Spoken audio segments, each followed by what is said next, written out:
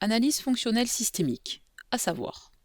L'analyse fonctionnelle permet de montrer les solutions techniques et les fonctions techniques associées d'un objet, soit à la conception d'un objet, soit lors d'une analyse d'objets existants pour en comprendre son organisation structurelle et son fonctionnement.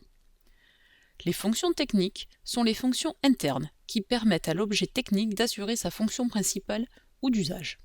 Une fonction technique s'exprime toujours par un verbe à l'infinitif suivi d'un complément.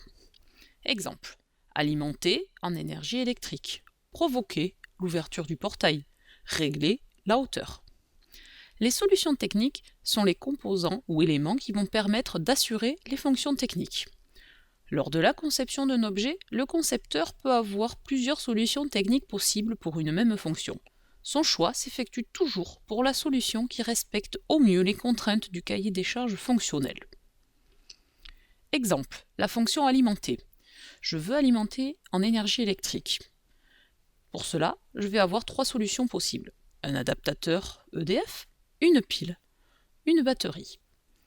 Le choix va s'effectuer en tenant compte des contraintes. Donc, si la contrainte est la suivante, l'alimentation doit être autonome et rechargeable, c'est donc la batterie rechargeable qui est choisie.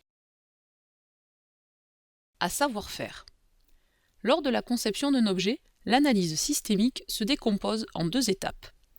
Étape numéro 1. Identifier les différentes fonctions techniques qui assureront la fonction de service attendue de l'objet. Exemple du diagramme fonctionnel du portail automatique. Fonction de service, ouvrir ou fermer le portail. Fonction technique, déplacer le portail, alimenter en énergie, commander l'ouverture ou la fermeture, sécuriser l'ouverture ou la fermeture. Étape numéro 2. Rechercher des solutions techniques pour chaque fonction technique, puis retenir la solution qui répond le mieux aux contraintes du cahier des charges de l'objet. Différentes solutions techniques vont être proposées dans mon diagramme fonctionnel. Ainsi, pour déplacer le portail, je vais avoir un moteur, pignon plus crémaillère. Pour alimenter en énergie, un branchement de 120 volts. Pour commander l'ouverture ou la fermeture, une télécommande, un récepteur radio. Pour sécuriser l'ouverture ou la fermeture, différentes photocellules ou encore des feux clignotants. Les différentes solutions, je les retrouve sur un schéma fonctionnel ci-contre. Lors de l'analyse d'un objet existant, l'analyse systémique se décompose en deux étapes. Étape numéro 1. Isoler tous les composants et éléments du système ou de l'objet. Chacun d'eux est une solution technique. Étape numéro 2. Associer une solution technique, composant, à chaque fonction technique dans le diagramme fonctionnel.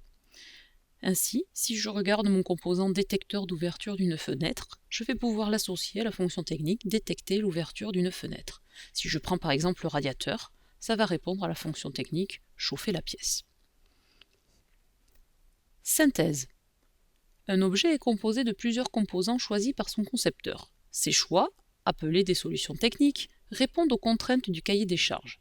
Elles permettent d'assurer différentes fonctions techniques nécessaires au bon fonctionnement de l'objet. Exemple, le diagramme fonctionnel d'un système de chauffage, ou encore le diagramme fonctionnel du portail automatique. À retenir. L'analyse fonctionnelle systémique est une méthode qui permet de mettre en évidence l'association entre une fonction technique et une solution technique choisie par le concepteur de l'objet. Une fonction technique est une fonction ou une action interne d'un objet et s'exprime par un verbe à l'infinitif suivi d'un complément. Une solution technique est le composant ou l'élément trouvé par le concepteur pour assurer une fonction technique.